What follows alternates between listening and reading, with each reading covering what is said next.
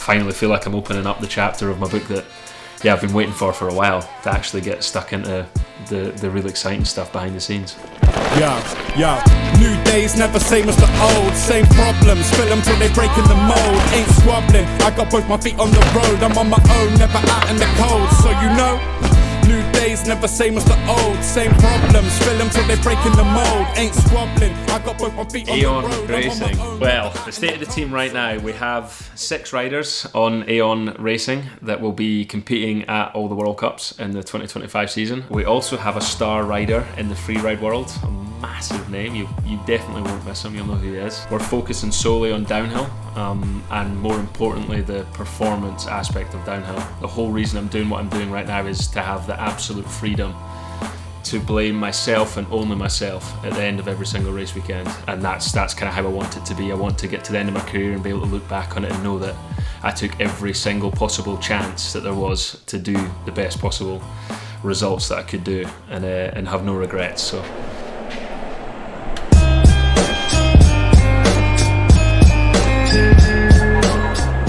at Aon Racing, we're gonna make sure there's no regrets, and we're gonna find every single little bit of performance we can from every single product that we use, and try and dominate the World Cup. is the main goal. You know, that's what we're doing it for.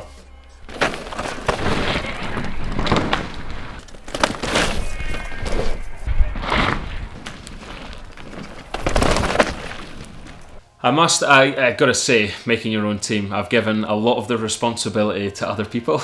I'm still an athlete. I'm, again, very fortunate with my career up until this point to have met some extraordinary people. I feel now I'm in a position to delegate and select the people that I know and I trust to do a great job. So that was step one for me, and this started like a year ago almost, was just putting out the feelers, seeing who was keen, and straight away for me I had to go to Tine and Grega at Junior Tools, because those guys they looked after me really, really, really well in 2014 all the way to 16. I had great times with those guys, but more importantly they run an extremely tight ship. They've managed to do an extraordinary amount on basically no money for a very long time. So yeah, and they make banging barbecue as well. So those guys were a no-brainer. They had to get involved. Obviously Paul in April and Net Performance. I've known Paul since 2020 and worked together with him for a very long time, and we have become pretty close friends, and this was something that I was extremely passionate about. He saw the passion that I had, and I think that fueled a lot of passion in him as well. Everything's going well so far.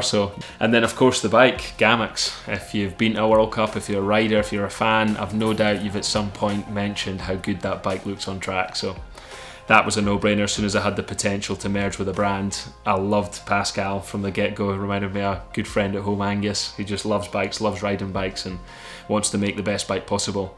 Sales wasn't a priority, which was music to my ears, because that's what gives you the freedom to prototype and get really busy at finding all the fine margins. So between Pascal and Dominic from Gamex, Tine and Grega from Junior Tools, Paul and April from Net Performance, and of course Max Rendell from Sleeper Co, and whoever else is going to be behind the cameras for him, and myself, we're hopefully going to put together a World Cup race team package that can excite people on screens and excite people between tapes and poles, as we now have as well.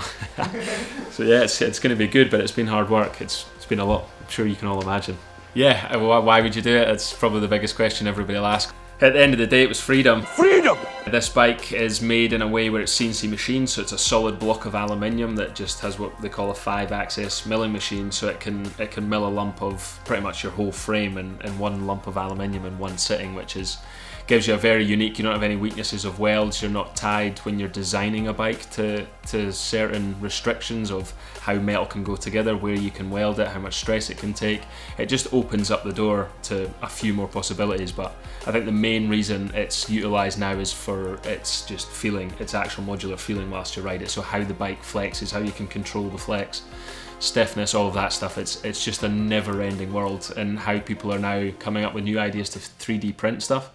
It's creating a whole new way to machine stuff as well, and the different webbing you can do to adjust stiffness, and that just excited me it's been my passion from a very young age. My dad taught me that everything can be purchased but improved in Scotland, as he would always say, and he's always been fiddling stuff and engineering and improving things. I think that's just been something that's built in for me as a kid, and now I'm at a point in my career where I don't just want to win races, I want to have something else to get my brain stuck into at nights and be pondering after the race and not worrying about results or whatever, just getting stuck into what we're going to do next with the bike and how we can develop it and how we can improve it. So me being in a position to do that with other riders also from different ages and different categories and work with all these different brands, I finally feel like I'm opening up the chapter of my book that I've been waiting for a while, to actually get stuck into the really exciting stuff behind the scenes.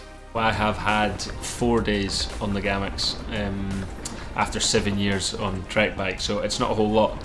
From run 3 or 4, I would say it felt like a glove that had fallen down the back of my drawer a long time ago, and I'd found it again. It just was perfect straight away. I didn't really have a whole lot I wanted to change.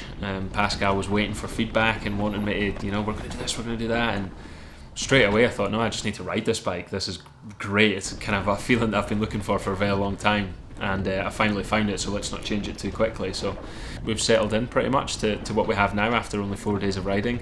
We've already got some exciting things in the pipeline, but we have suspension stuff to try. We've got new tyres coming. We've got so much testing to do, so the puzzling and changing will start now, I'm sure.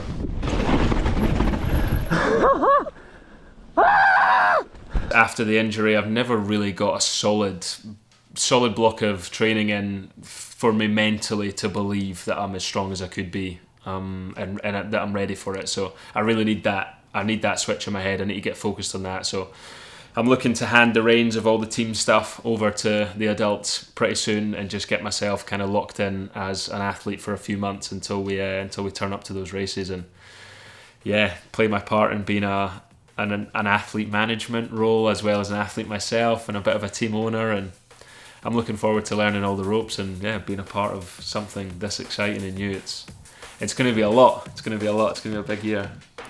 Go and see what we've got.